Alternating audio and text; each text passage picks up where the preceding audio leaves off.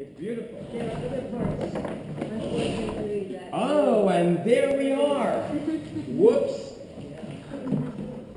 This is the third scroll. So this will become, God willing, a multi-year project that we can begin to develop a cadre of people with different skills to work on and bring back. I mean, we're told that a letter is kosher if a smart third grader can make the letter out.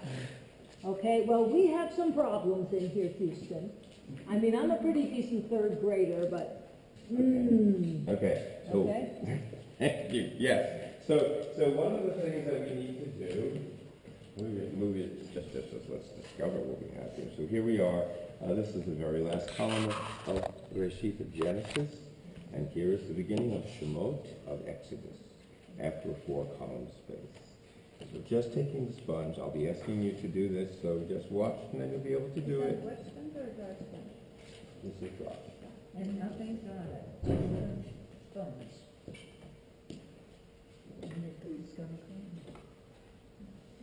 Hopefully it will clean.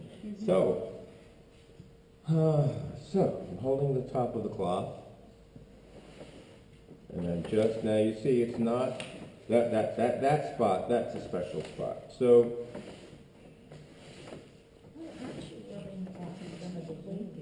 Exactly. that's what we want. Oh, we want to. Yes, we want to. Because if we see a portion of the letter is cracked, and we apply our quill with a drop of black ink, and the new black ink settles over the old, uncleaned portion of the letter, you'll have an airspace, first of all, because there'll be ink, and then there'll be fragile ink. The new ink will dry over the fragile ink, which will eventually chip out with the new ink on top. So this is the reason why before we paint a wall, which is flaking, we actually make sure that the wall, what do we call that process? Sealing. Right. So we have to make sure that all of the old paint comes off before we put on a new coat. It's oxidized too, right? So this is, I beg your pardon? Oxidized, it also? What is oxidized? Well, when it hits the oxygen, it ages. Yes, also there is a process of natural process of oxidation which takes place. Now, there's a coating of calcium carbonate on the back of the scroll. We say it's mishuach or coated. That also is here because you have this gray, which is not the color of the ink. So you have a mixture of gray powder and white powder. Okay, the white from the calcium carbonate in the back, which goes into the coating. When we trim a scroll, top and bottom, when we trim little tears in the parchment, I don't see any here, but we will see some, we have to cut off a little bit, and we save literally thousands and thousands and thousands, and eventually we cook those. And we're extracting some sticky stuff that's in the skin, natural glue. That's what glue is made from, skin gum, protein glue. Okay, and there are vegetable glues made, but they're not protein glues. And so what we want to do, first level of cleaning is sponging. So I'm gonna roll out the scroll, and I'm going to give you cleaning sponges. So you know what? Before we want to roll it out, but this portion is fairly clean. You know what? No, let's roll it out there. Okay, that's good. You know what? Wouldn't you have to do both the same? Yeah, well, it's hard to do at the same time, but we will clean the back also. Because the back needs to be sanded. Okay, we take sandpaper. Okay, just to answer the question, because that's a good question that was asked.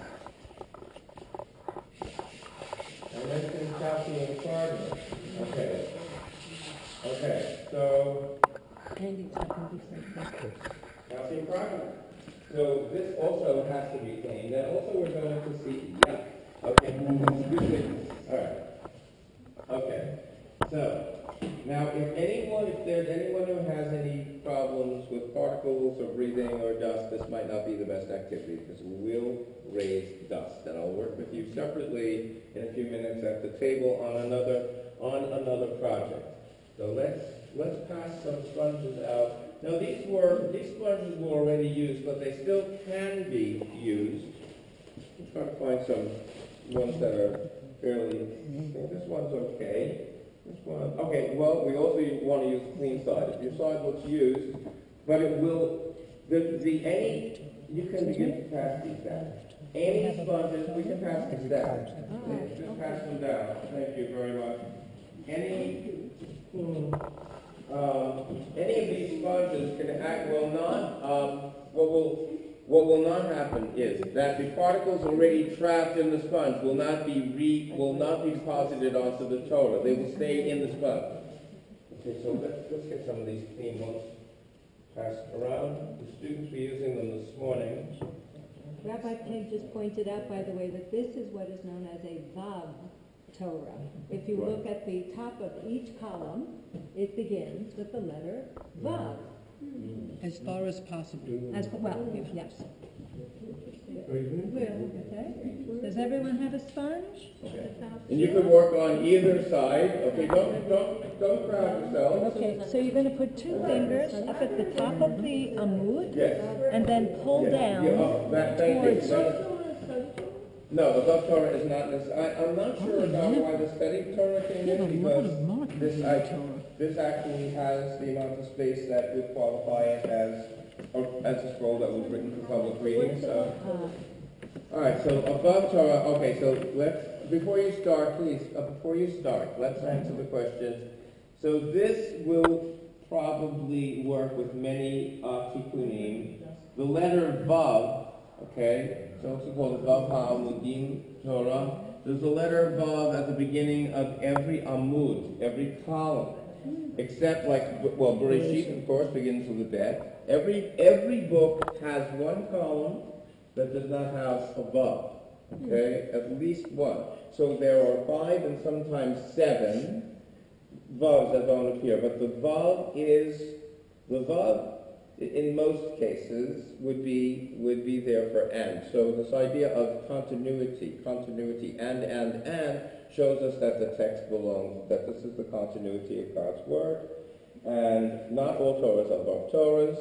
Not all Torah scrolls are 42 lines. I think this is 42. It looks like 42, which should follow the tikkun fairly well. 1, 2, 3, 4, 5, 6, 7, 8, 9, 10. I'm just going to estimate it. 10.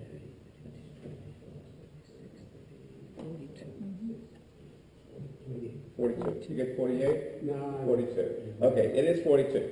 So, it's 42. Now, I was asked about the top and the bottom. Yes, we do clean the top of the parchment and the bottom of the parchment. So, when you're cleaning the column, go from the very top of the parchment to the bottom, okay?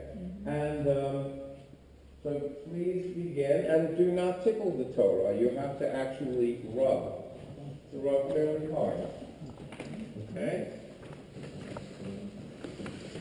So really firm, very firmly, like use your strength very firmly.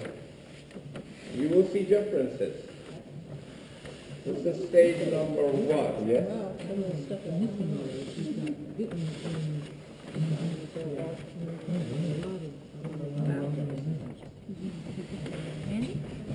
Well, I only have one hand, so. Oh, okay. Well, as you choose. Yep. Oh yeah, look at that. All over the place. Yeah. A lot of something. Okay. We're gonna take all that out. And when you see that, you might see, you know what? Rabbi Peg found some writing. I have to tell you, I have found a lot of writing in Torah scrolls in pencil and in red ink as well. Nikudot, vowels, cancellation marks. Marker, Oh yeah. sticky notes, paper clip. Phone numbers? But when we go on the letters, No phone numbers, huh? No, what you're doing is actually removing the superficial stuff Right, so that we speed can dial. actually get English. Yes, Phone numbers. this is the beginning. I know. But I think you're really doing a good thing. So, Daniel, we have a question Yes. here, and that is, what happened here? I'll show you. Well, show me. Okay, fix it when we're done. Or is this another step in the cleaning? Yeah. First is to remove, well, we're removing all of the ink, right? We're removing all the loose ink. Welcome to ink removal 101. So that was done deliberately. Yep. This is the first step. Now you see where you're cleaning, Yeah. that's not happening much. But some. Yeah. But this is only the first step, so that's what was happening. No, we are. No, you are. We are what? We are going, this is a temple project. Okay, this Torah would cost a minimum of $20,000 Sure. to repair. So we're prepping it for him. So, no, we're prepping it for us. Who's going to letter it? We are. We're going to discover a scroll amongst us? Well, we're going, Scribe. there are Okay, why don't, people will in everyone, the okay, I need everyone to stop the cleaning and please pick up the sponges from the table and take several steps back from the scroll. Okay, let's take the sponges off.